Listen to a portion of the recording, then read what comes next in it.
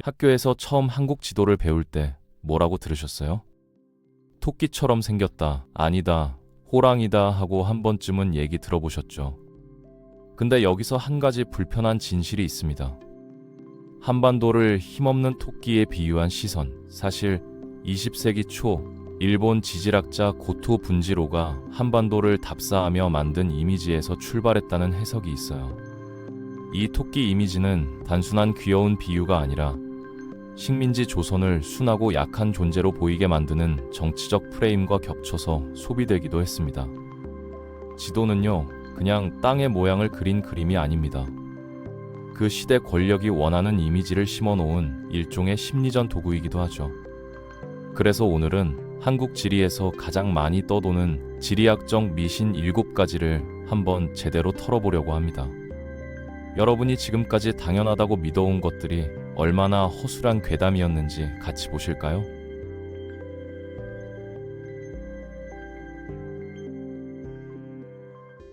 첫 번째 미신입니다. 일제가 전국 명산에 쇠말뚝을 박아서 한국의 왕이 태어날 기운과 민족의 정기를 끊으려 했다. 아주 유명한 이야기죠. 산에 가면 어른들이 한 번쯤 해주는 얘기입니다. 실제로 일제강점기 때 산 정상, 봉우리, 해안 절벽 곳곳에 쇠말뚝이나 콘크리트 말뚝이 박힌 건 맞습니다. 그런데 조사해보면 상당수는 군사, 산림관리, 토지 측량용 대삼각점, 등대 항로 표시 등 실용 목적을 가진 시설이었다는 분석이 나옵니다. 해방 이후 주민들이 뱃줄을 묶거나 시설물 설치를 위해 박은 말뚝이 일제가 박은 쇠말뚝으로 오인된 사례도 보고돼요. 그럼 전기를 끊는다는 말은 어디서 나온 걸까요? 이건 엄밀한 지리학, 과학 개념이 아니라 풍수와 반일 감정이 결합된 상징적인 표현에 가깝습니다. 즉 실제 쇠말뚝이 있었던 건 맞지만 이를 둘러싼 민족 정기 절단 서사는 상처와 분노가 만들어낸 심리적 괴담에 가까운 거죠. 이 괴담이 무서운 이유는 현실을 설명하기보다 우리 불안을 자극해서 더 큰 공포와 분노를 만들어낸다는 데 있습니다. 지형을 보는 눈까지 누가 만든 이야기 프레임 안에 갇히게 되는 거죠. 두 번째 미신입니다. 한국은 국토의 70%가 산이라 쓸모없는 땅이 너무 많다. 뉴스나 교과서에서도 자주 듣는 말인데요. 이 숫자에는 숨겨진 전제가 있습니다. 여기서 말하는 70%는 일종의 행정 연구용 분류입니다.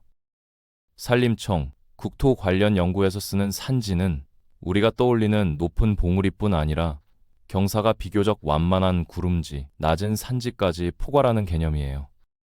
경사도, 고도, 주변 지형 기복을 조합해 일정 기준을 넘으면 산지로 분류하기 때문에 실제로는 농업, 도시, 주거에 활용 가능한 공간이 상당히 포함되어 있습니다. 그렇다면 산이 많은 건 정말 저주일까요? 오히려 이 산지 덕분에 고도에 따른 다양한 생태계가 만들어지고 숲이 빗물을 저장 방출하면서 안정적인 수자원을 공급해줍니다. 도시숲과 산림은 미세먼지를 흡수하고 여름철 도심 온도를 평균 수도 낮춰주는 효과가 있다고 보고되기도 했습니다. 결국 산이 많아서 못 사는 땅이라는 말은 지형을 아주 단편적으로 본 해석입니다. 현재 한국의 산지는 기후 완충, 수자원, 생태계 다양성 측면에서 생각보다 꽤 축복받은 자산이라고 보는 편이 훨씬 현실에 가깝습니다. 세 번째 미신. 울릉도에서 독도까지 거리가 너무 멀어서 맨눈으로는 절대 안 보인다. 조금만 찾아보면 이 말이 얼마나 쉽게 깨지는지 알 수 있습니다. 조선시대 세종실록 지리지에는 우산 독도과 무릉 울릉도를 별도의 두 섬으로 적으면서 두 섬은 거리가 멀지 않아 날씨가 맑으면 서로 바라볼 수 있다는 기록이 나옵니다. 현대 측정으로 울릉도와 독도의 거리는 약 87.4km. 지구 곡률, 대기 굴절, 관측자의 고도를 고려하면 울릉도에서 충분히 높은 지점에 올라간 맑은 날에는 독도가 시야에 들어올 수 있는 거리입니다. 실제로 울릉도 주민과 탐방객이 맑은 날 독도를 관측했다는 보고와 사진들도 존재합니다. 이 말은 한국과 일본의 영유권 분쟁과도 이어집니다.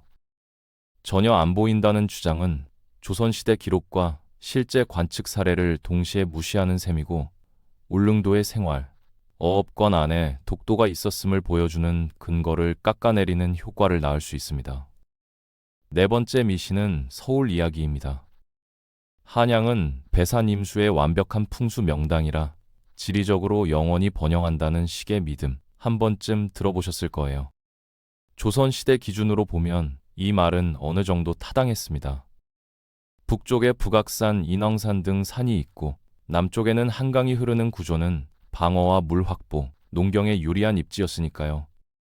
하지만 현대 도시지리와 환경 기준으로 보면 서울의 약점이 분명하게 드러납니다. 서울은 사방이 산지로 둘러싸인 전형적인 분지 구조입니다. 이 때문에 대기가 잘 순환되지 않고 자동차, 산업에서 나온 오염물질과 미세먼지가 머무르기 쉬워요.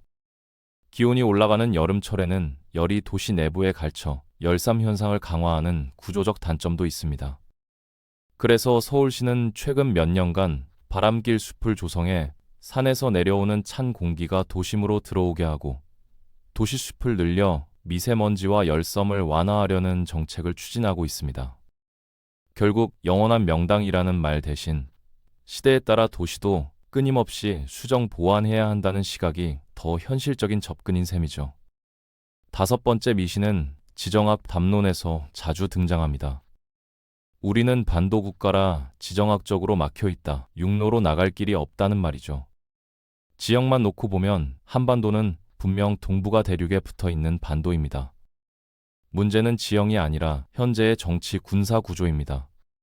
군사 분계선과 비무장지대 때문에 남한 입장에서는 육로 이동이 거의 불가능하고 결과적으로 대륙에 붙어 있지만 섬처럼 사는 나라가 된 상태에 가깝죠. 그래서 요즘 학자나 언론에서는 한반도를 지정학적 반도이면서 동시에 정치적으로는 거대한 섬처럼 기능하는 공간이라고 표현하기도 합니다. 반도라서 못 나간다는 말은 지형 탓이라기보다 현재 구조를 운명처럼 받아들이게 만드는 숙명론에 가깝습니다. 같은 지형도 통행, 교역, 외교 구조에 따라 전혀 다른 경험을 만들어냅니다. 결국 문제는 땅의 모양이 아니라 우리가 어떤 제도와 관계망을 선택하느냐에 달려 있는 거죠. 여섯 번째 미신입니다.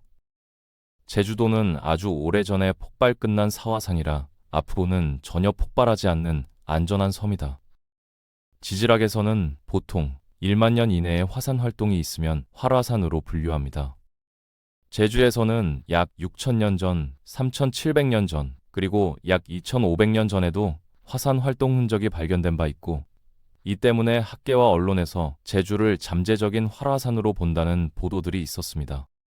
성산 일출봉, 송악산 등 제주 여러 화산체도 1만 년 이내 분화 이력이 있는 활화산 계열로 분류됩니다. 그렇다고 해서 곧 터진다는 재난 공포를 조장하자는 건 전혀 아닙니다. 다만 완전히 죽은 산이라는 안심용 이미지보다는 지질학적으로는 아직 살아있는 땅이기 때문에 상시 모니터링과 대비가 필요하다는 현실적인 관점이 중요합니다. 이 관점으로 보면 한국은 지진, 화산과 무관한 나라가 아니라 동아시아 판 구조 속에서 계속 움직이는 생각보다 역동적인 지역입니다. 지형을 위험과 공포의 대상이 아니라 과학적으로 이해해야 관리할 수 있는 존재로 보는 태도가 필요하죠. 오늘 살펴본 것처럼 지도는 단순히 땅의 모양을 그린 그림이 아니라 그 시대 권력과 욕망, 두려움이 덧칠된 기록입니다. 일제의 시선은 한반도를 순환 토끼로, 근대 도시화는 서울을 영원한 명당으로, 인터넷 괴담은 쇠말뚝을 민족 정기의 문제로 포장해 왔습니다. 하지만 미신과 괴담의 먼지를 한번 걷어내고 나서 지도를 다시 보면 한국의 지형은 생각보다 훨씬 역동적이고 가능성이 많은 땅이라는 걸 알게 됩니다. 우리가 사는 공간을 정확히 이해할 때 비로소 이 땅에서 할 수 있는 선택과 상상력도 함께 넓어집니다. 끝까지 시청해 주셔서 감사합니다.